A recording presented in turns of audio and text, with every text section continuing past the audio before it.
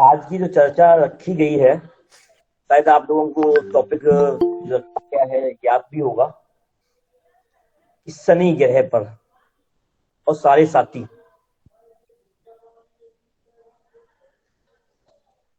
इस साढ़े साथी होती क्या है? तो इसका नाम सबसे ज्यादा ज्योतिष में प्रयोग भी किया जाता है और सभी लोग इससे डरते भी बहुत हैं। भयावह देश बताई जाती है, आदमी कहता साढ़े साथी लग गई। तो इस साढ़े साथी को हम किस रूप में कैसे समझते हैं, कोई बताना चाहेगा? अमतेश जी।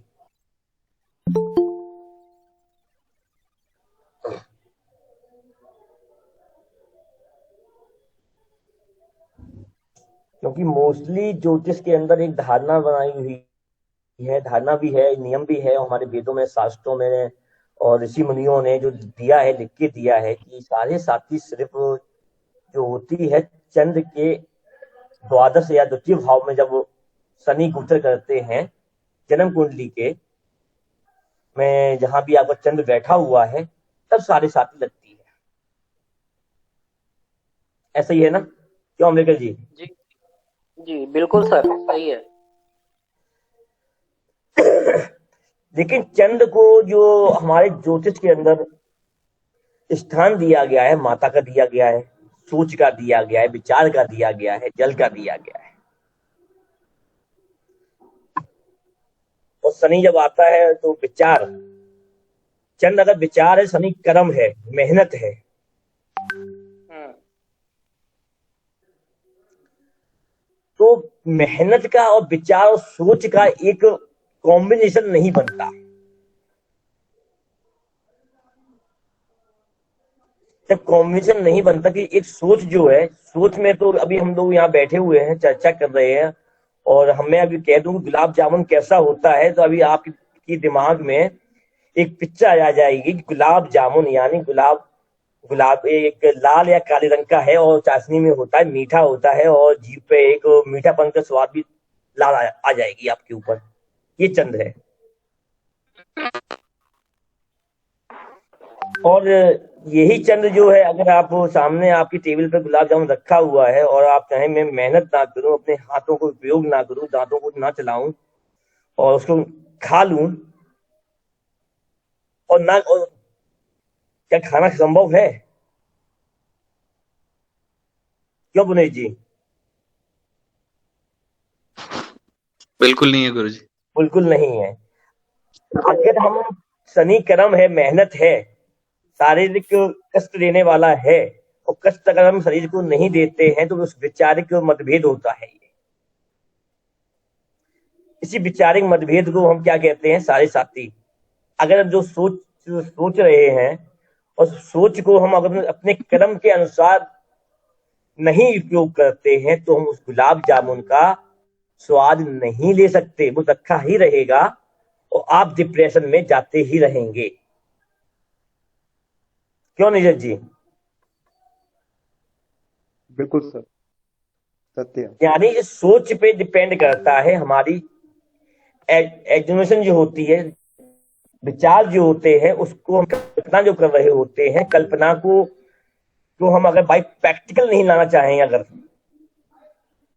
और उसको अगर हम सिर्फ विचारों से ही पाना चाहते हैं, तो ये सारे साथी ही डिप्रेशन का और विष योग का निर्माण कर देती है। लेकिन मेरा जो आज का विचार था रखने का, क्या सारे साथी की सिर्फ चंद्र पे ही लगती है क्या? सारे साथी अगर शनि कर्म है तो अन्य ग्रह का भी कोई ना कोई कर्म है। अगर चंद्र विचार है, सोचने की क्षमता देता है, स्मरण कराने की क्षमता देता है, जिससे हम चलते हैं, मन को भटकाते हैं, तो क्या शनि मेहनत के लिए अन्य ग्रह पे भी अपने प्रभाव नहीं डालेगा क्या? क्या उन पे भी अपनी सारे साथी का अनुभव नहीं देगा? अगर नारी ज्योतिष के अंदर हम विचार करते हैं अगर डीपली इसमें मंथन करते हैं तो नारी ज्योतिष ये भी कहती है कि सारे साथी सिर्फ चंद्र पर ही नहीं लगती, अन्य ग्रहों पर भी लगती है, क्योंकि हम महसूस करते हैं विचार से, और विचार हमारे पूरे वातावरण को अशुद्ध करता है या फिर इसको चेंज करने की ताकत रखता है। क्या इसके अलावा भी और कोई भी डिपेंड नहीं गिरे क्या हमारी बॉडी पर?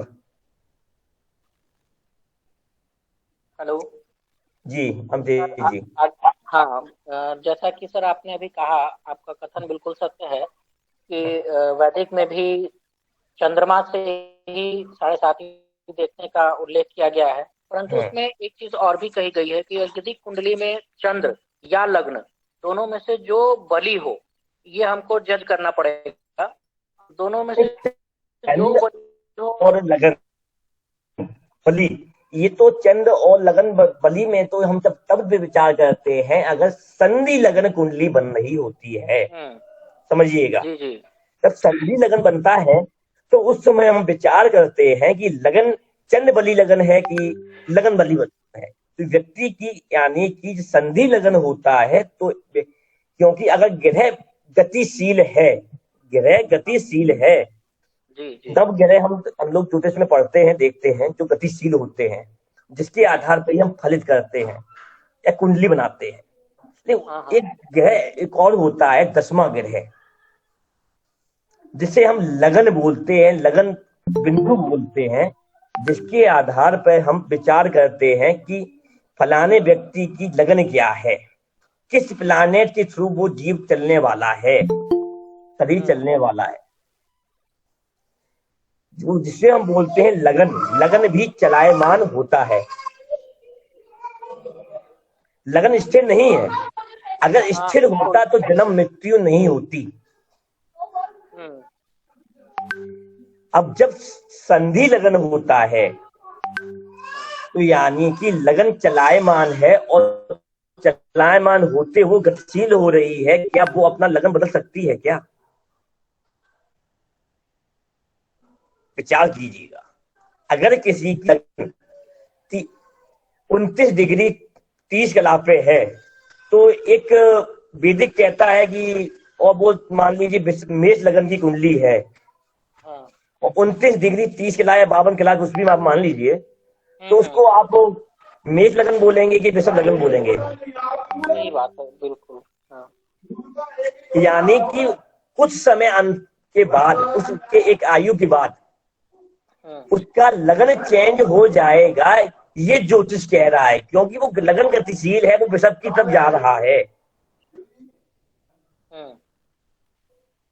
यानी कि जब उसने जन्म लिया उस समय कुछ टाइम के लिए तो वृषभ था, पर शरीर चलने को स्टार्ट हुआ, गतिशील हुआ। यानी आपने एक शोरूम से गाड़ी उठाई, जब तक तो वो स्थिर थी आप, और जैसे ही आपने चाबी घुमाते हैं और ड्राइविंग सीट पे बैठते हैं तो वो चलने को तैयार हो जाती है, उसी अनुसार आपका शरीर भी चलायमान हो जाता है। तो उस कंडीशन में वैदिक में ये कहा गया है कि लगन बली कौन सा है, चंद्र बली है तो व्यक्ति को वहां उसके ज्यादा अच्छे फल देखने को मिलेंगे। ये तो वैदिक की बात हो गई। कि नारी ज्योतिष के अंदर ये है कि लगन भी चलायमान होता है। अब बात आ गई आपकी ये सिंपल सी कि चंद सारे साथी चंद्र पे भी लगती है। अब नारी ज्योतिष के अंदर जीव कारक किसको बोलते हैं? सभी जब लमसम सभी को जानकारी होगी, गुरु बृहस्पति। गुरु बृहस्पति, जैसा मैं आगे पिछले वीडियो में बोल चुका हूँ, जीव कारक जो होता है सांसों का कारक होता है, ऑक्सीजन लेने का कारक है। जब तक हमारा गुरु एक्टिवेट नहीं होता जन्म लेने के बाद, हम प्राण वायु लेते नहीं है और छोड़ते नहीं, तब तक डॉक्टर भी नहीं कहता ये इसका जन्म हो गया है। उसको मार लगा के रोलाते हैं, रोएगा तभी प्राण वायु लेगा। अब समझ लीजिए चंद्र से भी बलवान कौन है यहाँ पर? बृहस्पति जीव, हाँ हाँ क्योंकि वो ऑक्सीजन दे रहा है आपको। अगर ऑक्सीजन ना मिले तो दिमाग भी काम नहीं करता। हाँ हाँ तो दिमाग भी काम जब नहीं करेगा और आप ऑक्सीजन नहीं ले पाएंगे, और ऑक्सीजन कैसे, आप जैसे वातावरण में रहते हो, एक कहावत भी कही जाती है, आप जैसे माहौल में रहेंगे, जैसी संगत में रहेंगे, वैसे फल आपको देखने को मिलेंगे आपके जीवन में। आपके क्यों मिलेंगे? क्योंकि वो ही ऑक्सीजन, वो ही प्राण वायु आपके बॉडी के अंदर एक्सेप्ट हो रही है, सांसों में, माहौल में के अंदर जीव वो ही सीख रहा है। तो जीव कारक जो बृहस्पति है, अगर इसके आगे पीछे भी जब भी द्वादश और द्वितीय भाव में बृहस्पति गोचर करेगा किसी की लगन कुंडली के, वहां भी सारे साथी बृहस्पति पर लगती है, गुरु पर। गुरु क्या है? ज्ञान। गुरु ही तो ज्ञान है, क्यों नीरज जी? बिल्कुल। ज्योतिष के अंदर गुरु को ही ज्ञान बोला गया है ना। व्यक्ति के ज्ञान को हम, उसके विचार को कहां से देखते हैं? पहले विचार कैसे आएंगे? जैसे ज्ञान होगा, जैसे संगत होगी। तो चंद्र की साढ़े साथी जो होती है फिर भी है, लेकिन जो बृहस्पति पे जब साढ़े साथी लगती है, साढ़े साथी का मतलब सिंपल सा है कि एक आपने रामायण में भी कथा सुनी होगी, शनि भगवान की टांग तोड़ दी गई थी रावण ने मार के, तो ढाई ढाई टांग बोल देते हैं उनकी, या 1.5 टांग बोल देते हैं। कि एक टांग जहां बैठे होते हैं वहां होती है, और आधी टांग उनकी कहाँ होती है? पीछे वाले भाव में, और आधी कहाँ होती है? अगले वाले भाव में। यानी वो जहां बैठता है आगे पीछे, द्वादश और द्वितीय भाव को भी कवर कर लेता है, या 3 भाव कवर करता है। यही जो इसी चीज को हम बोलते हैं साढ़े साथी। शनि जहां भी सिटिंग करेगा, उसके पिछले भाव को भी अपने अंडर में रखता है, उसके अगले भाव को भी अंडर में रखता है, और जो भी ग्रह के उसके इस अंतराल में आते हैं उस पर वो ग्रहण लगाता है, अपना बल थोप देता है, अपना जो कर्म का जो दायित्व है उसको वहां देना प्रेरित कर देता है। क्यों दीपक गुल्ला जी? अब देखिए, राम राम जी। राम राम जी। तो शनि जो है सबसे बलशाली है, इसीलिए बलशाली है, सबसे बड़ा प्लैनेट बोला जाता है। वो जहां बैठ जाता है तो आसानी छोड़ता नहीं है, आदमी को दांत तो चले लोहे की चने चबा देता है। अब देखिएगा, इस समय जो पोजीशन चल रही है, एटमॉस्फेयर, वातावरण दुनिया के अंदर, जब से बृहस्पति गुरु के आगे पीछे साथ में शनि देव चल रहे हैं, बैंड बजाए हुए हैं, जो सभी देख रहे हैं ना। जब से शनि महाराज जो आए थे पीछे से लगे हुए हैं, और अभी भी साथ में लगे हुए, छोड़ नहीं रहे हैं, क्योंकि बृहस्पति आगे चला गया है, तो आधी टांग शनि जी पकड़े हुए हैं, छोड़ नहीं रहे हैं। और अगले जो वर्ष जो आने वाला है, लोग सोच रहे हैं कि अप्रैल के बाद चेंजेस आ जाएंगे। कुछ दिन की चेंजेस आ रहे हैं, कुछ दिन के, 15 दिन के, क्योंकि 14 अप्रैल को गुरुदेव चले जाएंगे मीन में, लेकिन कुछ 29 तारीख को आपके शनिदेव भी परिवर्तन कर लेंगे, फिर आगे पीछे बढ़ जाएंगे वो आपके, भाग भाई तू भाग, मैं पीछे पीछे। जब भी शनि का बृहस्पति के साथ पर अगर वो सारे साथी लगाता है, यानी व्यक्ति के एटमॉस्फेयर के जीव सांसों पर ही गहर लगा देता है। अगर किसी जीव, किसी पर्टिकुलर किसी कुंडली के अंदर जहां भी उसका बृहस्पति गुरु बैठा हुआ है, आपका जहां भी बैठा हुआ है, अगर वो वहां से उसके पीछे पिछले भाव में अगर शनि आ जाता है, तो आप लोगों की आर्थिक तौर पर सांसों में भी कहर लगा देता है, कमर तोड़ने के काम शुरू कर देता है। कि शनि अगर गुरु धन, अगर आपका ज्ञान है तो धन भी है, क्योंकि गुरु से भी सोना देखते हैं, मुद्रा देखते हैं, और गुरु ज्ञान भी है, ज्ञान तो अहंकार भी है। शनि क्या है? कर्म, मेहनत, प्रैक्टिकल लाइफ है। इसका मतलब ये होता है, एक बार हम लोग, हमारे बुजुर्गों ने कही होती है, किसी के कान के ऊपर बाल पकने लगे यानी सफेद होने लगते हैं, तो क्या कहते हैं? ये इस व्यक्ति को अनुभव आ गया है, ये तो कहते हैं ना। इसको ज्ञान था, अनुभव भी आ गया, यानी कि बृहस्पति पे आप उसके अगर बाल पकने शुरू हो रहे हैं तो आप देख सकते हैं कि उसकी जन्मकालीन बृहस्पति के ऊपर क्या उसके आगे पीछे शनि देव आ गए। ये फिजिकली आप देख के डिनोट कर सकते हैं।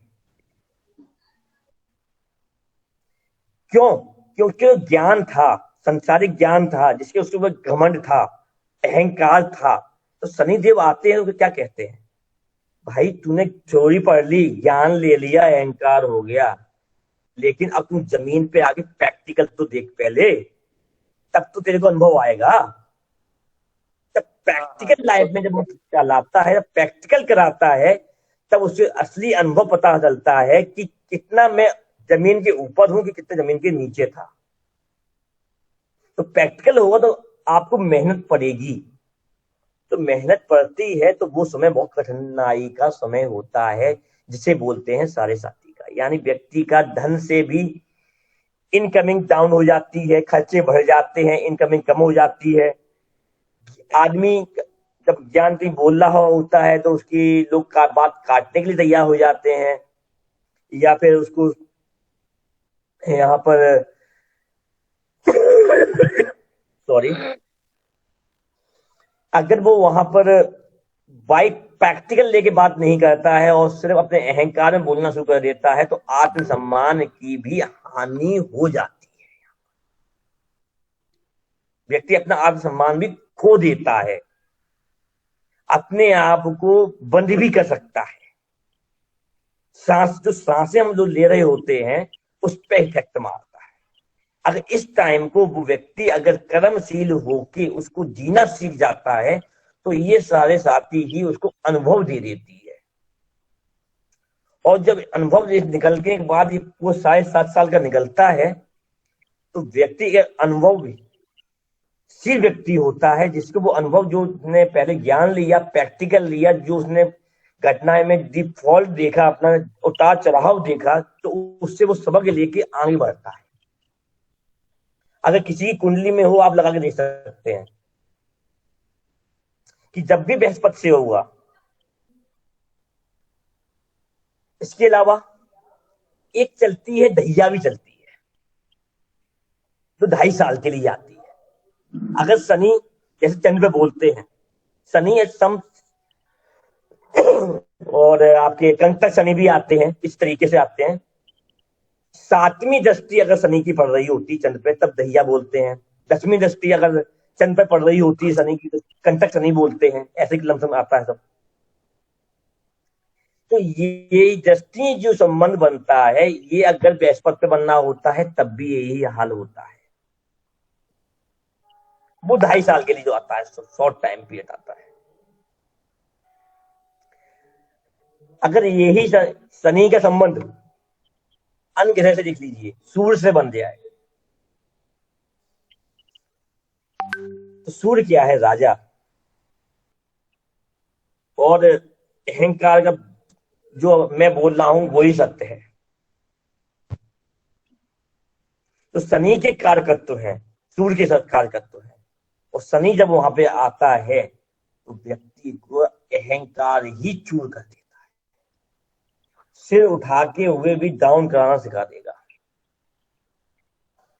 व्यक्ति की जो एक लाइफ होती है जीने की, जो जहां कह रहा होता है मान लिया जाता है, या फिर जहां वो जाता है वहां उसकी पावरफुल चल रही होती है, अचानक कहता है भाई मेरे कोई काम बनना रुकते नहीं थे, कोई यहाँ जाता था, सब चलता था। लेकिन आज मैं सारे प्रयत्न कर रहा हूँ, अपने भाई सब कुछ दे भी रहा हूँ, लेकिन मेरा काम नहीं बन रहा है, मेरे से वहां से नेगेटिव ही मिल रहा है। जब शनि का सूर्य के साथ ऐसा संबंध बनता है तो ये सारे साथी लगाता है, सूर्य पर ग्रहण लगाता है, तो व्यक्ति डाउनफॉल पे आता है। कितना भी अच्छा ज्ञानी भी हो, कितना भी योग्य भी हो, अहंकार को नीचे ला देगा। जिस किसी की कुंडली में जहां भी सत्सनी जन्मकालीन पे बैठा हुआ है, सूर्य बैठा हुआ है, वहां से जब भी अब शनि निकलेगा तब ये देगा ही देगा।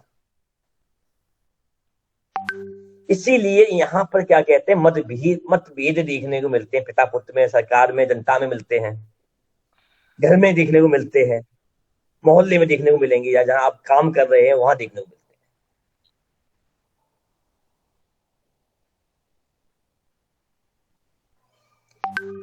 अब इसी के हिसाब से अगर देखा जाए शुक्र के साथ, जब भी शुक्र के साथ ये संबंध बनता है, सबसे उत्तम संबंध ये होता है। सारे साथी कभी हर समय नुकसान भी नहीं करती हर ग्रह के साथ। अगर यही शुक्र के साथ बन जाए, क्यों शुक्र के साथ, नारी ज्योतिष के अंदर शुक्र को जीव कारक बोला गया है। कैसा? घर के अंदर वाला। आप लोगों ने अगर मेरे पिछले वीडियो सुने होंगे तो मैंने बताया है कई बार बताया है कि ज्योतिष शास्त्र के अंदर दो गुरुओं को महत्ता दी गई है, गुरु बृहस्पति, गुरु शुक्र। तो गुरु शुक्र जो होते हैं घर की दहलीज के अंदर, यानी आपके शरीर के अंदर का गुरु जो होता है, गुरु शुक्र होता है। और जो मैं बोल रहा हूं, जो बाहर जो दे रहा हूं, ये गुरु बृहस्पति है, जो समाज सुन रहा है। तो जो निकाल रहा हूं, ये मेरी जो विचार आ रहे हैं, बोल रहा हूं, ये निकल कहां से रहे हैं, ये शुक्र है, यानी नाभि से। तो शुक्राचार्य जी जो है, बृहस्पति गुरु शुक्र जो है, शुक्राचार्य जी जो थे, उन्होंने संजीवनी मंत्र दिया था। कहां से दिया था? अपनी नाभि से। सभी ने कहानी सुनी होगी। तो ये नाभि क्या है? यानी स्वतः स्वयंभू अपने अनुभव से, अपने ज्ञान को अनुभव लेते हुए भाई प्रैक्टिकल करके आपने उसका निर्माण किया समाज के लिए, अपने लिए नहीं। क्या शुक्राचार्य जी ने क्या उसको अपने लिए उपयोग किया था? यानी उन्होंने दूसरे को दिया। संजीवनी दी है, ली नहीं है। अगर इसी जीव कारक को घर की महिलाओं में लगा दिया जाए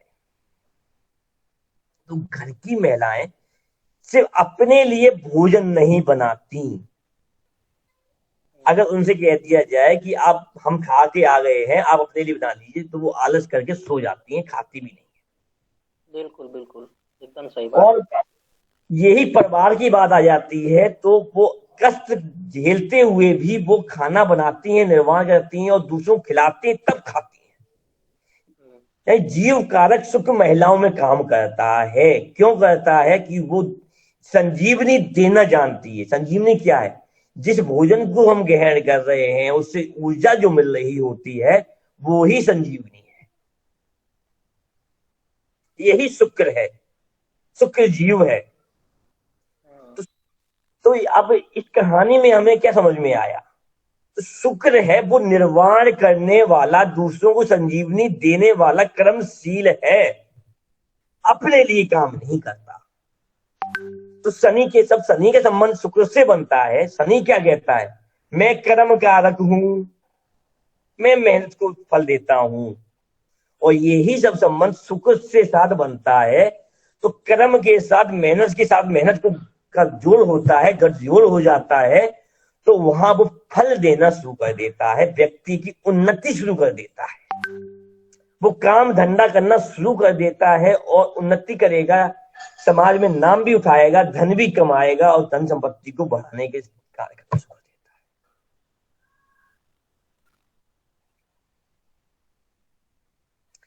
जब आप अपने कुंडली पे लगाएंगे तो आपको वो टाइम पीरियड में अपने आप को देखने को मिल जाएगा।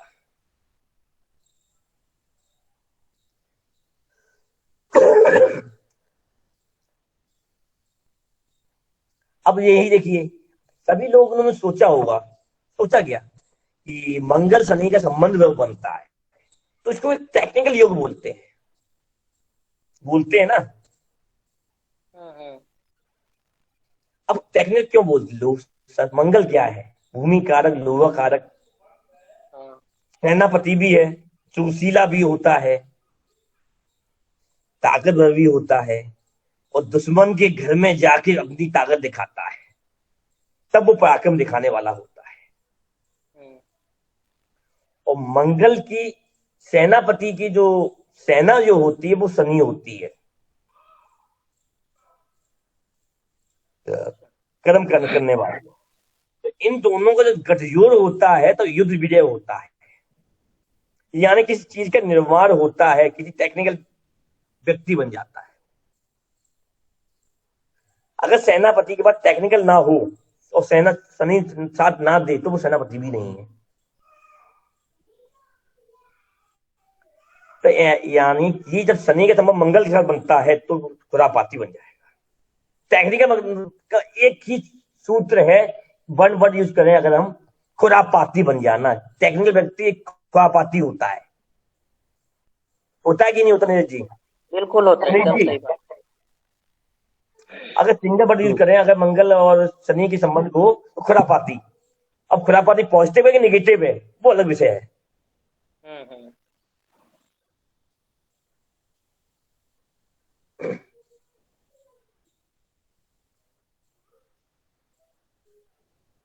तो यहाँ पे ये जो सारे साथी जो है सिर्फ चंद्र के साथ नहीं बनती, अलग अलग समय पे, अलग अलग सिद्धांत पे, अलग अलग ग्रहों के साथ अलग अलग बनती है। लेकिन चंद्र के साथ बृहस्पति पे जो सारे साथ लगती है वो व्यक्ति को सबसे ज्यादा तोड़ देती है। सूर्य के साथ लगती है वो भी तोड़ देती है, बुध के साथ लगती है यहां भी तोड़ देती है।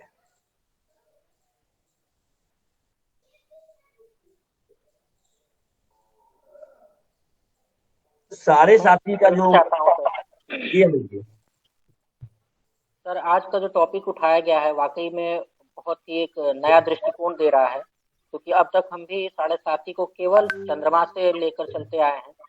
और आपने जो एक तर्क रखा, मैं क्षमा चाहूंगा मैं उसके विरोध में बोलने की कोशिश कर रहा हूँ। लेकिन बात यहाँ पे एक हेल्दी डिस्कशन की है, तो मेरे मन में जो विचार आ रहा है आपके सम्मुख करना चाहता हूँ। जैसे आपने कहा कि जीव कारक, अगर जीव कारक पे शनि उसका प्रभाव पड़ जाए तो व्यक्ति को सांस लेने में परेशानी होने लगेगी, अर्थात मतलब उसका जीवन संकट में आएगा या उससे जी संबंधित। हाँ, तो सांस लेने में नहीं, मतलब ये है कि उसकी दिनचर्या में, लाइफ में। अभी आप देखिएगा जैसे वातावरण, अभी आप देख चलिए। हाँ। तो इस समय हम लोग जब से 2019, जब से ये 19 के हाफ के बाद लगा लीजिए, जून के बाद एटमॉस्फेयर चेंज होना शुरू हो गया था, तो अभी तक वो चल रहा है। हम लोगों को दिक्कत आ रही है, उसका प्रभाव सबके ऊपर पड़ रहा है वातावरण में। बिल्कुल पड़ रहा है, हाँ। पड़ रहा है ना। ये हो गई एटमॉस्फेयर की, यानी वातावरण की कुंडली। हाँ, मैं सर शनि की 7.5 के बारे में कहना चाह रहा था, क्योंकि ये जो योग हम लोग अलग अलग करके देख रहे हैं हर एक ग्रहों के साथ और उसको 7.5 का नाम दे रहे हैं, ये एक नया दृष्टिकोण जरूर है। लेकिन ये सारी चीजें तो वैदिक काल में भी लोगों के मन मस्तिष्क में आई होगी, लेकिन फिर भी चंद्रमा को ही 7.5 के लिए उपयुक्त बताया गया। तो इसका एक मूल कारण ये हो सकता है कि अगर हमारा मन, क्योंकि मन को बहुत ही अधिक महत्व दिया गया है और चंद्रमा रानी के रूप में भी स्थापित है, तो इसकी महत्ता सबके ऊपर हो गई। अगर हमारा मन मजबूत है तो अगर हम सूर्य को लेते हैं तो यानी कि मान सम्मान, पिता पुत्र, इस तरह की चीजें आ जाएंगी। तो उनपे अगर कोई भी संकट या परेशानी आती है और हम मन से मजबूत है तो हम उन परेशानियों को झेल लेंगे। लेकिन अगर हमारा मन 7.5 के प्रभाव में आता है तो वास्तव में फिर बाकी सारे ग्रह उसके खराब होने लगेंगे। मतलब जब हमारा मन ही उस योग्य नहीं है कि हम अपने परिस्थितियों को झेल सके, तो किसी के साथ भी छोटी सी परेशानी आएगी तो वो उसको बड़ा बना करके देखेगा। तो देखिए, नहीं, इसमें नहीं अमित जी, मन तो तब होगा ना जब हमारा शरीर होगा, हमारे में प्राण होंगे।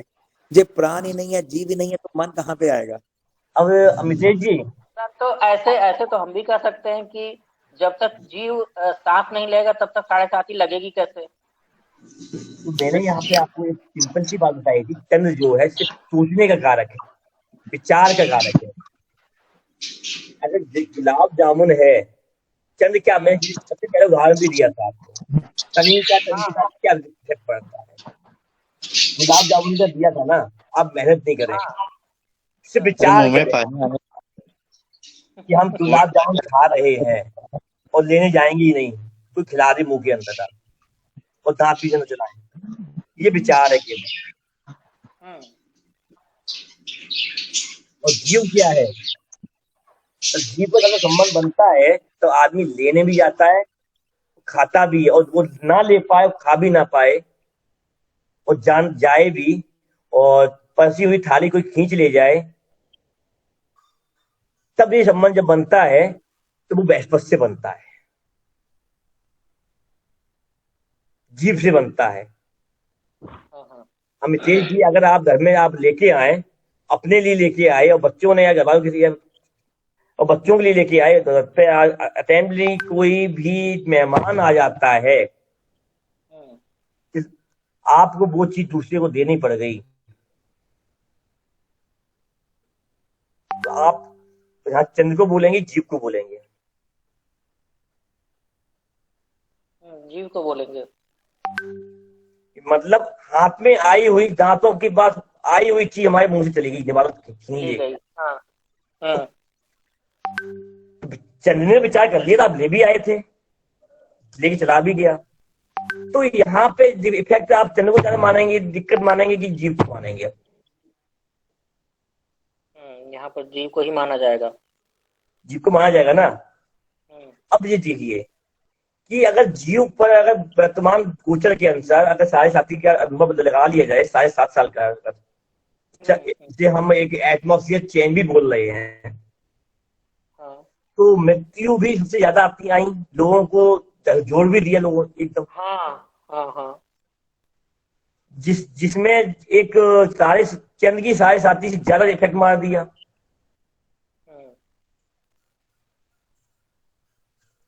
अगर चंद्र पे 7.5 आ रही होती है, इतना इफेक्ट नहीं मारती है। आदमी को शरीर से, चंद्र अगर जीव पे आती है, शरीर से, धन से, बल से तोड़ देती है। अगर शनि का जीव पे इफेक्ट पड़ता है, बृहस्पति पे इफेक्ट पड़ता है, तो व्यक्ति को तोड़ देता है। अगर यही जीव का संबंध इस कोरोना काल के अंदर किसी का जीव के साथ नहीं बना है, तो उसने पैसा भी कमाया है नेगेटिव से। देखिएगा, अगर जिसने पैसा कमाया भी बहुत ज्यादा है, तो उसकी कुंडली के अंदर जीव के साथ शनि का संबंध नहीं बनना है।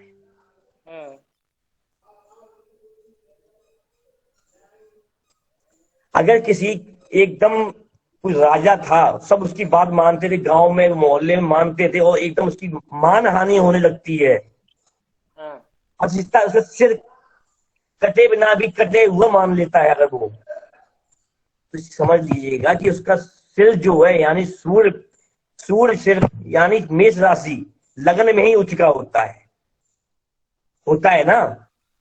तो अगर झुक रहा है तो शनि का इफेक्ट आ गया है, 7.5 लग गई है। और ये 7.5 जो होती है, मन को भी विचलित कर देती है, और आदमी अपने आप को खत्म कर लेता है, क्योंकि ये गूढ़ रहस्य है। अगर इन चीजों को आसानी से लिख दिया जाता, परोस दिया जाता, तो आदमी कहता कि एक 7.5 होती है, तो 7.5 बहुत तरह की हो गई अब तो। क्योंकि विचार क्योंकि चंद्र को हमें यहाँ पे इसलिए लिया गया, ये विचार देता है, सोचने की क्षमता देता है। तो विचार, आदमी को सोचने की क्षमता को चेंज कराने का तरीका है कि चंद्र की 7.5। अगर यहाँ चंद्र मजबूत है आपका, पूरे इसमें अनगिनों में चंद्र मजबूत है, तो आप इस चीज में आप अपने आप को उभार के ले जाएंगे, अपने आप बदलाव में ले जाएंगे। यहाँ पे डिपेंड करता है कि आपका ग्रह कितना पावरफुल है उसको झेलने के लिए। जी जी जी बिल्कुल। क्योंकि कई बार आपने देखा हो कि बहुत से लोग होते हैं साढ़े साथी नहीं आई, कुंडली देखते हो, अरे सर आपकी साढ़े साथी आने वाली है, अब आपके दिन खराब होने वाले हैं। तो वो कहता है महाराज जी बताइए साढ़े साथी तो अब आने वाली, अभी तक क्या चल रहा था हमारा, जम साढ़े साथी जम बर्बाद हो गए, कहता है ना, उसमें आता है ना, होता है। आप कह साढ़े साथी में तो हमने पैसा कमा लिया, हमने तो उन्नति कर ली, जब साढ़े साथी नहीं थी तब बर्बाद थे, अब बर्बाद हो रहे हैं। यानी जीव कारक सबसे ज्यादा इफेक्ट मारता है अनुग्रह। जब शनि के साथ, शनि का संबंध चंद्र से बनता है विषयोग, यानी सोचने की क्षमता देता है अकेलेपन में, बस डिप्रेशन। डिप्रेशन क्या है? अकेलापन। अकेलेपन को आप कैसे महसूस करते हैं, यानी संन्यास योग में आप इसको ले जाता है, व्यक्ति को अकेला दे देता है, स्वतः चिंतन करने के लिए अकेले छोड़ देता है। अगर उसी स्वतः चिंतन करने की क्षमता को वो जागृत कर लेता है तो स्वामी विवेकानंद की उपाधि प्राप्त कर लेगा। हाँ। उदाहरण दे रहा हूं, उसमें एक ग्रह और काम करता है, उसमें एक ग्रह और काम करता है तब वो सन्यासी बनता है पूरा, लेकिन विषयोग बिल्कुल काम करेगा। अब विषयोग का एक चीज और है, चौथा भाव जो होता है काल पुरुष कुंडली के आधार पर चंद्र का है, चंद्र का है। हाँ। और दसम भाव जो कर्म का है वो शनि का है। एक दूसरे के सामने भी तो है, यानी एक दूसरे के पूरक भी है। अगर ये विष ना हो, ये सारे साथी इंद्रियों संबंध ना हो, विचार आदमी सोचेगा ही नहीं कुछ। ये सोच के बदलाव का ही योग है विषयोग और सारे चंद्र का, ये इतना खतरनाक नहीं होता। अगर कोई किसी की चंद्र की सारी लगी हुई है तो उसको आप मोटिवेट करके उसको ढालने की कोशिश करिए कि आपकी सारे साथ लग रही है, इसका मतलब आप एकांत पे सोचने के लिए ले जाइए। आप अपने इस समय को आप पॉजिटिव लगाइए, किसी खोज में लगा दीजिए, किसी चिंतन में लगा दीजिए, किसी अध्ययन में लगा दीजिए, पॉजिटिव चली जाएगी। बिल्कुल सही, बहुत सही। लेकिन ये सूर्य पे जीव पे लग जाए आदमी तो अध्ययन क्या सोच नहीं सकता, क्षमता ही नहीं होगी। हाँ, जैसा ग्रह है, हर ग्रह की एक मानता है उससे उभरने के लिए, ये उपाय बता रहा हूं। जिस ग्रह पे लग रहा है उसके कार्यकर्ता को ही वहां पर शनि के अनुसार स्लो वाइज और उसको प्रैक्टिकल वाइज उसको उन्नति में ले जाइए अपने, आप उससे उभर जाए। गुरु बृहस्पति ज्ञान है, ज्ञान है तो ज्ञान को बढ़ाइए अपने प्रैक्टिकल लाइफ में। अगर गुरु बृहस्पति धन है और स्वर्ण है, स्वर्ण पे कौन बैठता है? काल, काल यानी कलयुग। अगर धन के पीछे भागे अगर आप उस समय तो आपको काट लेगा, आपके पीस पे ही कलयुग आके बैठ गया, यही कलयुग है। हाँ, हाँ। तो गुरुजी, अब अगर जैसे हम ज्योतिषियों में देखा जाए, हम में से अगर किसी के 7.5 आती है तो हमारे लिए तो ज्ञान का, ये धर्म और ज्योतिष यही फील्ड है कि हम इसमें उन्नति करें, मेहनत करें, इस समय तो जरूर सफल होंगे। होते हैं, सब होते हैं। अगर आप, मैंने क्या कहा, अगर ज्ञान चुनते हैं तो आप ज्ञान बन जाएंगे, यानी अनुभव ले आएंगे। बाल सफेद बाल पका लेंगे काले बाल को, अनुभव ले लेंगे। वो यही धन के पीछे भागेंगे तो सारे साथी वो हाल कर देगी कि आप शकल दिखाने लायक नहीं छोड़ेगा, ज्योतिष खत्म कर देगा आपका। कई बार आपने देखे होंगे कि कई बहुत लोग कहते थे कि हमारा बहुत अच्छा चल रहा था, जो बोल दिया कर दिया, ये अचानक से सब बंटा ढाल कर दिया उनका।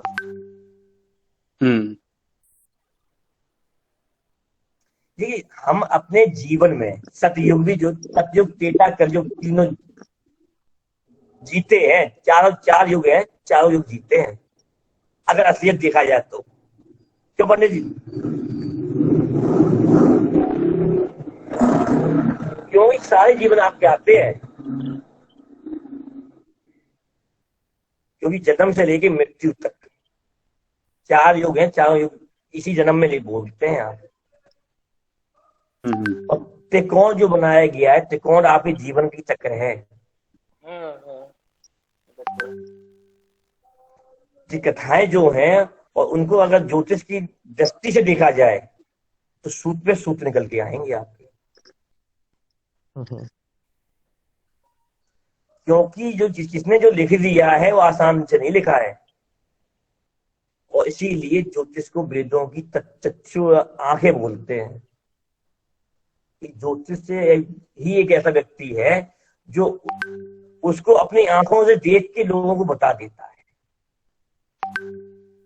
पंडित मतलब तोता, पंडित मतलब तोता, जो किताब में लिखा है वो ही बोल पाएगा, बाकी नहीं बोल सकता। उसने जो किताब में लिखा है वो ही बोल पाएगा, वो पंडित है। समझिएगा, यानी कन्या राशि। तो वो यानी पंडित का मतलब है कि वो रोज दिनचर्या रोज बोलेगा और खाएगा कमाएगा, रोज की दिनचर्या कमाएगा। अब आता है दूसरा पहलू, पंडित के बाद होती है शास्त्री। कुंभ राशि, कुंभ राशि क्या है? भरा हुआ मटका, फैलता हुआ झलकता हुआ। और शास्त्री क्या करता है? उसी लिखे हुए को रटने के बाद गा गा के सुनाता है, बोलना शुरू कर देता है, मटका लगने लगता है उसका, यानी वो गायक हो जाता है। यही कुंभ राशि है, यही शास्त्री है। वो सिर्फ गायन विद्या में जो पढ़ा लिखा है, किताबों का ज्ञान तो लिखा हुआ है और कथाएं हैं, उसको गा के सुना देता है, ये शास्त्री है। अब आता है तीसरी डिग्री आती है आचार्य की, यानी मेष राशि काल पुरुष कुंडली के आधार पर जो आपके दिमाग और प्रोसेसर को डिनोट कर देती है, डिनोट करती है। तो यानी ऐसा व्यक्ति पंडित और शास्त्री होने के बाद ही आचार्य की डिग्री लेता है, यानी वो अपना दिमाग लगाना शुरू कर देता है और प्लस माइनस करना शुरू कर देता है। तब वो आचार्य की डिग्री उसको मिलती है, वो आचार्य बनता है। तब उसको यानी उन तीनों के ऊपर, दोनों के ऊपर की उपाधि है आचार्य। यानी वो अपने मन से भी कुछ निकाल के सोच के आदमी को दे सकता है। उसका दिमाग इतना मजबूत हो चुका है कि वो लिख सकता है। और आज के टाइम पे एक और आ गई है, पहले आचार्य तक ही चलता था, पीएचडी से बोलते हैं, शायद बोलते हैं। जिनको इन तीनों का ज्ञान है वो ही पीएचडी है, जिनको इन तीनों का ज्ञान है वो ही पीएचडी है, वो ही विशारद है। तब वो जाके यानी वो क्या बनता है? ज्योतिष कहाँ? अब यहाँ पे आपके 3 भाव केंद्र के इस्तेमाल हो जाएंगे, त्रिकोण उपयोग करेंगे। प्रथम भाव, चतुर्थ भाव और सप्तम भाव, और 10वें भाव में ज्योतिष का जा आता है मकर राशि में। तब वो प्योर ज्योतिषी बनता है, पीएचडी करती है उसने। यही चारों केंद्र के भाव जो हैं, यही कोण बनता है। और जब वो 10वां भाव उसको क्रम जानना शुरू कर देता है, तो उसका अहंकार जो होता है उसके पैरों में आना शुरू हो जाता है, घुटनों से होते हुए, और 12वें भाव में तलबों में आगे खत्म कर देता है, चीज सारा मुंह पा देता है। यानी जो महान संत हुए हैं उनको अहंकार ही खत्म हो गया।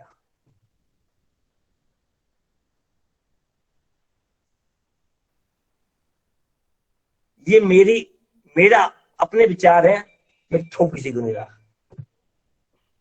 अच्छे हैं सर, बहुत अच्छे।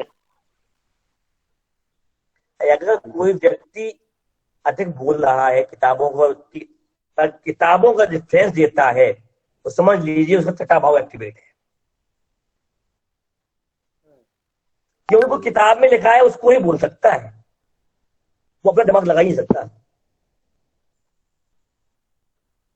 क्योंकि अगर हमारे ज्योतिष के अंदर हमारे ऋषि मुनियों ने जो अक्षर दिए हैं उनको हर एक राशि से डिनोट किया है, तो उसका बहुत बड़ा महत्व है। क्यों नहीं जी? बिल्कुल सर। मंथन है, सब कुछ मंथन है।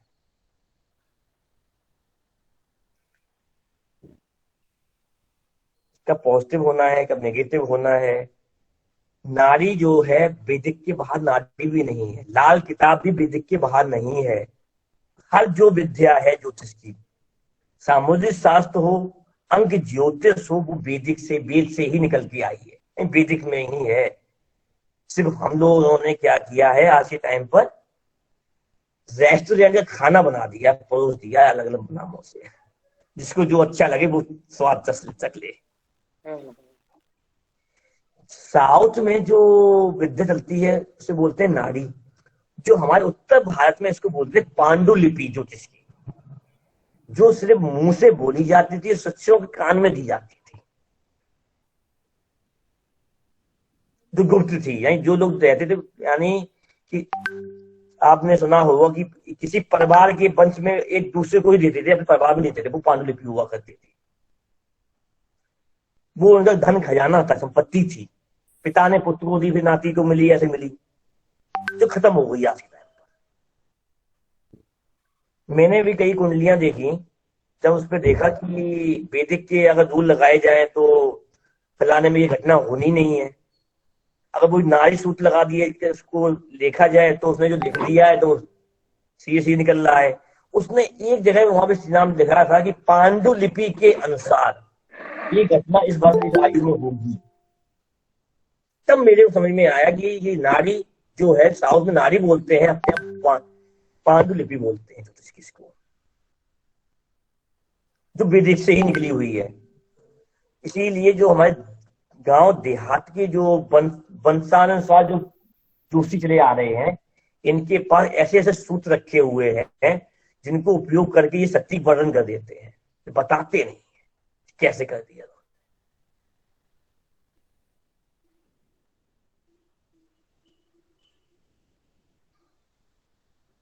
और मोस्टली लोग जो किसी की मृत्यु, परिवार में मृत्यु के जो वर्णन करते हैं और सटीक निकलते हैं, वो पांडु या नारी ज्योतिष से करते हैं। कि उसमें जो चक्र चलता है और जो इसके अंदर प्रोग्रेशन जो होता है वो डिग्री वाइज, नक्षत्र वाइज चलता है, एक एक डिग्री और कला के ऊपर। क्योंकि दशा जो चक्र होती है, कि दशा नहीं आएगी क्या आपके जीवन में कोई घटना नहीं होगी क्या? घटनाएं होती है ना, योग बनते। नारी और पांडुलिपि जी कहती है कि योग जो कुंडली में बने हुए हैं वो तो जन्मकालीन है, उसके बाद भी योग बनते हैं। जिस हिसाब से मैंने आपसे कहा कि शनि का इन ग्रहों से साथ जब संबंध बनेगा तो वो सारे साथी कैसे ही संबंध को आपको रिजल्ट देंगे। यानी वो जन्मकालीन नहीं है, लेकिन इन फ्यूचर में बनेंगे ना वो, तो वो उस टाइप के ही फल दे देंगे उस समय।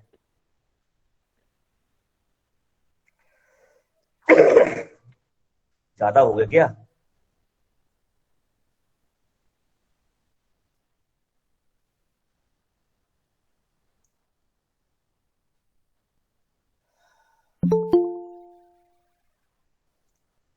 और देवेंद्र जी कैसे हैं आप? और कैसी सर्दी है आपके यहाँ? है भी कि नहीं है, कम है? छत्तीसगढ़ में सर्दी कम पड़ती है क्या?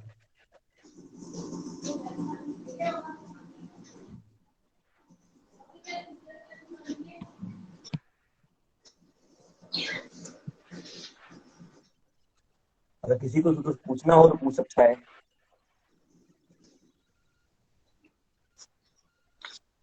गुरुजी एक चीज और बोली जाती है कि साढ़े साती के 3 पाए होते हैं, तो उसका कंसेप्ट भी अगर आप थोड़ा एक्सप्लेन कर पाए।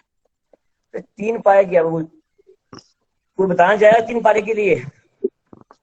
3 ढैया में अलग अलग प्रभाव आता है कि एक में पैसों शरीर से रिलेटेड, एक पे पैसों से रिलेटेड, और लास्ट वाला कुछ देख जाता है। अगर एक औसत आयु की बात करें, किसी व्यक्ति की औसत आयु की बात करें अगर, तो उस औसत आयु के अंदर 3 बार साढ़े साथी हर व्यक्ति को झेलनी होती है। 3 बार। एग्री।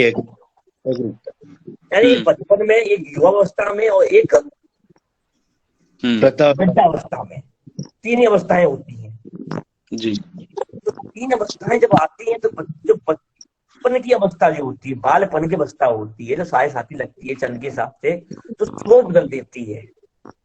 सोच बदलती है तो उस समय उसकी इसका इफेक्ट उसकी विद्या पर पड़ता है पहली। तो द्वितीय जब युवावस्था पे जब आती है साढ़े साथी, तो उसके कार्य क्षेत्र पर उसका प्रभाव देखने को मिलेगा। और तीसरी जब आती है तब उसके रोग यानी वृद्धावस्था, यानी उसमें रोग देता है, व्यक्ति को हॉस्पिटल के चक्कर लगा बीमार कर देता है, शारीरिक अपंग बना देता है। नहीं, सुना ये भी है ना कि तीसरी साढ़े साथी जो आती है उसमें व्यक्ति बहुधा चला भी जाता है, पूरी तरह झेल नहीं पाता है। विशाल, ये वही तो कह रहा हूं, रोग दे के आता है ना। हाँ हाँ, अब हम ये सीधे कह रहे हैं किसी से कि आप मर जाओगे तो अच्छा नहीं लगता ना। तीसरी साढ़े साथी नहीं झेल पाता व्यक्ति। तीसरे साढ़े साथी आसान नहीं होती, गुरुजी मेरा मतलब तुल्य होती है। यानी मेरा मतलब वो 2.5 साल से था और 2.5 साल पे जैसे है कि पहला चरण दूसरा चरण, पहला चरण पे जहाँ बैठा हुआ है, अब किस राशि से पढ़ रहा है उस राशि को देखते हुए चलिए। वो आपके लिए क्या, कई बार तो ऐसा होता है कि किसी की साढ़े साथी आ रही होती है और उसके कार्य क्षेत्र में बदलाव हो जाते हैं और बदलाव अच्छे अच्छे मिलते हैं। अब आप जैसे आपकी आने वाली है, आप हमें लगता है कि आप एक नया कार्य शुरू करेंगे अपने जीवन का। अब बताइए साढ़े साथी को आप क्या बोलेंगे, अच्छा बोलेंगे खराब बोलेंगे? पहले दहिया में आपके अंदर विचार चल रहे हैं, आप कोई एक नया कार्य शुरू करने वाले हैं और उस शुरू करेंगे तो शुरू करेंगे तो फाइनेंशियल भी इफेक्ट आएंगे, वो भी आएंगे, ये सारे साथी है। इन्वेस्टमेंट करेंगे,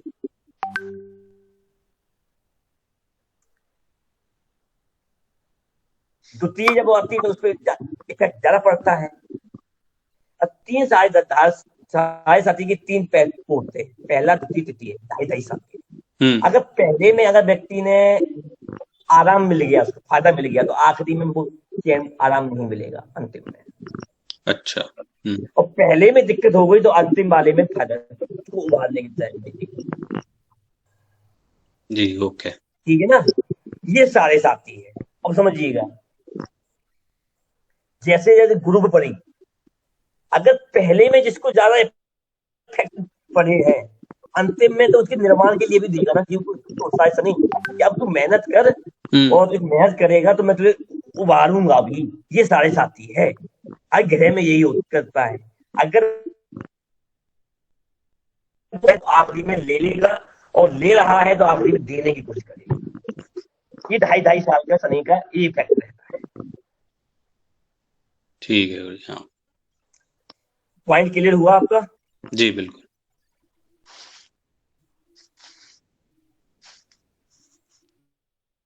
तो अगर किसी की और कोई क्वेरी हो तो देख सकता है, वरना सेशन ऑफ कर देंगे हम 3 बजे। जी गुरु जी, थोड़ा सा एक ये साढ़े साथी का अकाल मृत्यु से भी संबंध है कुछ? देखो, मृत्यु कोई एक ग्रह नहीं देता।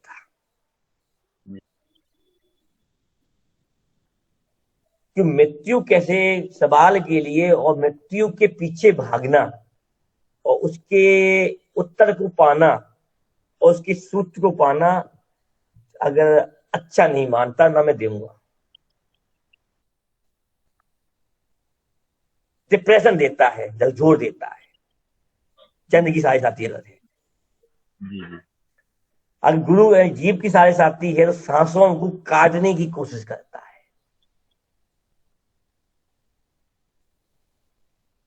प्रॉपर सांसें नहीं ले पाता। अभी आप लोगों को याद हो तो ये मई और अप्रैल में सांसें कटी थी ना लोगों की, ऑक्सीजन नहीं मिली थी। जी सही बात, सही बात।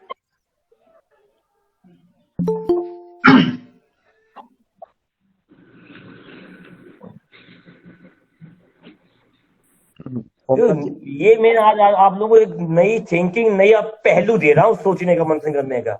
जब इस कुंडली पर आप लगाओगे ना तो प्रेडिक्शन ऐसे निकल के आएंगे आपके सामने जो कभी समझ में ना आए हो, और बहुत सिंपल तरीके से आएंगे आपको।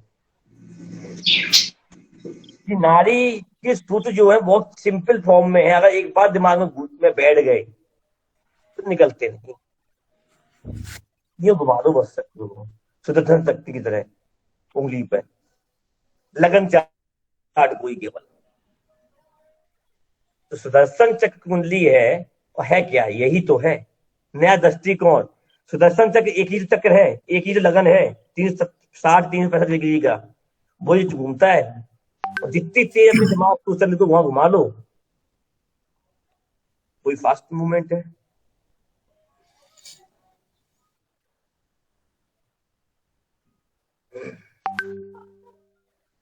एक प्रश्न है ओंकार जी।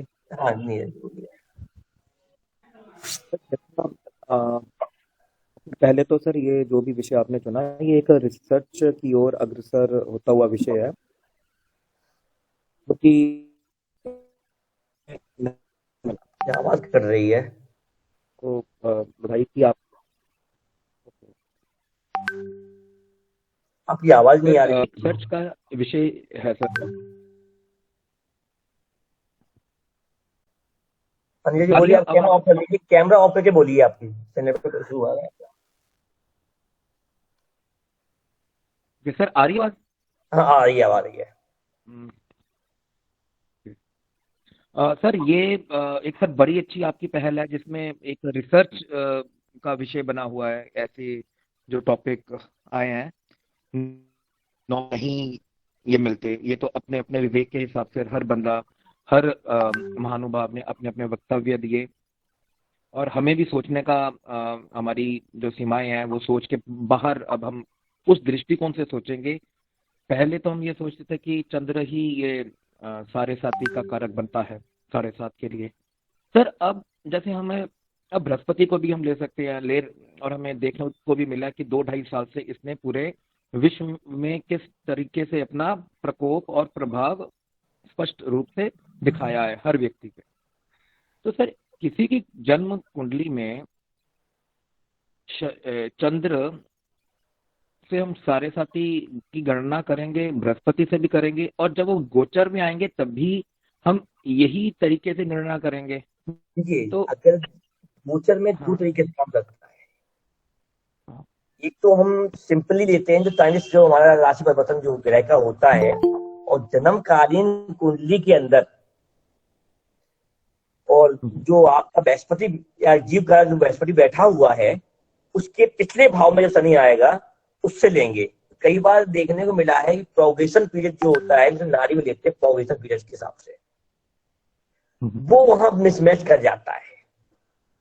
अगर इस प्रोग्रेशन पीरियड को हम जो देखते हैं, जो आपका शनि का और हर ग्रह का जो पीरियड चलता है, उसके हिसाब से जब वो जन्मकालीन बृहस्पति से निकलेगा, उसमें ज्यादा अंतर नहीं पड़ता, कुछ महीनों और सालों का अंतर पड़ जाता है, वो सारे साथी काम करना शुरू कर देगा। लेकिन यहाँ पर अगर इसको गोचर के शनि को भी देखेंगे तो थोड़ा अप डाउन देखने को मिलेगा, लेकिन वो फिर उस टाइम में आ जाएगा आपके। तो सर शनिदेव हमें फिर एक ही चीज कह रहे हैं बार बार कि अपने कर्म पे ध्यान रखो, मैं तुम्हारे आगे पीछे नहीं। कर्म पे ध्यान।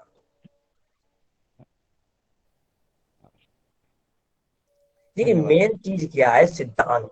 हम लोग जो ज्योतिष में शॉर्टकट जो सीख रहे हैं ना, शॉर्टकट, और शॉर्टकट में ही हम अपने मूल सिद्धांत, यानी हमने अपने जो परिवार की या अपने खुद के वातावरण की जो मूल सिद्धांत हैं और बेसिक नेचर है, उसको भूले जा रहे हैं। किसी भी प्लानेट है या ग्रह है, उसका मूल सिद्धांत क्या है, उस मूल सिद्धांत को उस योग से लगाने का तरीका क्या है। योग तो इतने करोड़ों हैं कि एक व्यक्ति अगर एक किताबों योग पढ़ता रहेगा तो योग कभी जिंदगी में याद ही नहीं कर पाएगा। योग बनाना सीख जाए वो आदमी, कि कब उसका मूल नेचर किस ग्रह से मिलेगा तो वो क्या फल देगा। अगर मूल सिद्धांत पता है तो उसको योग योग नहीं है। ये शनि कर्म है, वो कर्म के लिए प्रेरित करेगा। गुरु आचार है, भूलने का काम करेगा। तो एक खाली भूलने का और कर्म का सिद्धांत क्या है, इसमें से ना यहाँ पर तुम्हें दोनों हम्म। सर तभी धीरज पिछले जी। 2-2.5 साल से सर, हम्म। तभी 2-2.5 सालों से सर, जब से ये कोरोना है और शनि के प्रतिनिधित्व जो कर रहे हैं लोग, जैसे ये मेडिकल की सेवाएं हो या क्लास 4 कर्मचारी हो, उन्हीं का ही बोलबाला है, उन्हीं उन्हीं को ही सबसे ज्यादा ख्याति मिली है। हाँ मिली।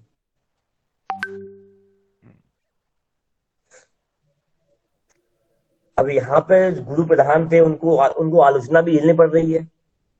बिल्कुल ठीक सर। ठीक है, गुरु प्रधान जो लोग थे उनका सिर डाउनफॉल में भी गया। या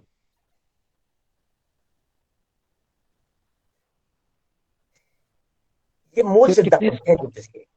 हाँ सर, कितनी स्पष्ट रूप से ये चीजें हमें सामने मिलती हैं, सामने देखने को मिलती हैं, अगर हम थोड़ा सा भी अपना दृष्टिकोण इस हिसाब से नारी देखें। ज्योतिष नीरज जी सिर्फ यही कहता है कि आपका जो मूल सिद्धांत है उसको पकड़ के उसको सीख लीजिए, और उसके बाद आपको ज्यादा टाइम नहीं लगेगा।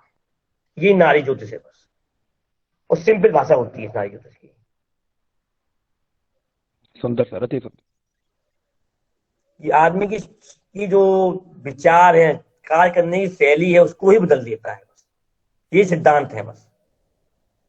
फिर अमितेश जी हैं, मंदिर जाते हैं, पुराने भव्य मंदिरों की फोटो भी डालते हैं, फिर उसकी चर्चा भी करते हैं।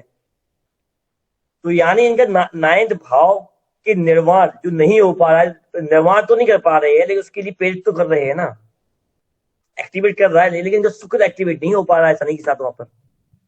हो जाएगा जिस दिन तो किसी मंदिर का पुनर्निर्माण भी कर देंगे सर, जो उद्धार कर दें।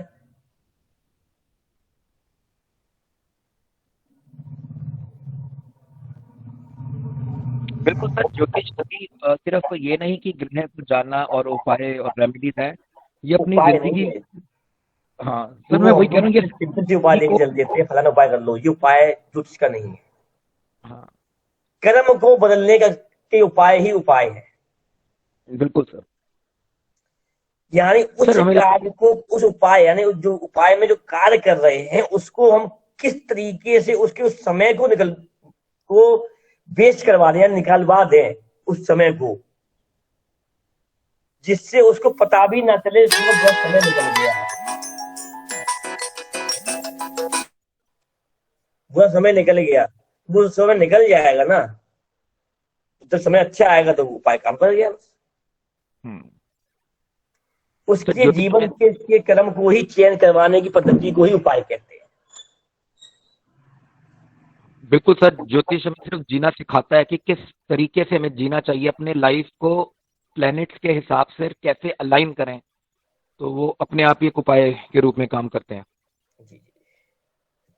जो आज मैं जो आया हूँ, आज आप लोगों के सामने लाए हुए, ये मैं 11 तारीख से बीमार चल रहा हूँ। आप लोगों को लग रहा होगा मैं गले की आवाज भी मेरी प्रॉपर नहीं निकल रही पहले की तरह, क्योंकि मेरे को फीवर आया, उसके बाद गला चौक रखा है मेरा। लेकिन आज 90% आराम मिला। तो क्या किया जाए, ये एक जो जुनून सा बड़ा आया है ना आप लोगों से बातें करने का, तो रहा ही नहीं गया कि आराम मिला तो आ जाओ। बढ़िया किया सर, हम तो सोच रहे थे कि 1 महीना खत्म होने वाला है और कुछ हुआ नहीं गतिविधि जैसे हम हर महीने करते हैं। कभी आप आ जाया करिए, हम आपको पूरा सर्वा एस्ट्रोलॉजी का प्लेटफॉर्म दे देंगे, हमें भी अच्छा लगेगा। बढ़िया। तो आपके चाहता हूँ, अगर कोई किसी की ना हो तो हम विराम चाहते हैं। एक विचार रखना करते हुए एक विचार रखना चाह रहा हूँ जी। जैसे अपने त्रिमूर्ति ब्रह्मा विष्णु महेश, ठीक है, तो मानव भी वो 3 प्रकार का जीवन जीता है जी। ब्रह्मा का काम है सृष्टि का निर्माण, इसी प्रकार मानव जो है उत्पत्ति करता है, संतति पैदा करता है, कुछ उसका लालन पालन करता है, मतलब विष्णु के रूप में वह चलाता है परिवार। उसके बाद जब उसकी वृद्धावस्था आती है तो अपने षट रूपी विकार जो है उसको वो महेश के रूप में चाह सकता है। यदि है तो फिर वो मोक्ष की ओर प्रस्थान कर लेता है। ऐसा मेरा विचार है। अब आपका एग्री होना अलग बात है। आप एकदम सही बोल रहे हैं, आपकी ज्योतिष में 3 त्रिकोण बोले गए ना। एक में भूल लगेगा, मैं तो वो आ रहा कब आ रहा निकाल जाता।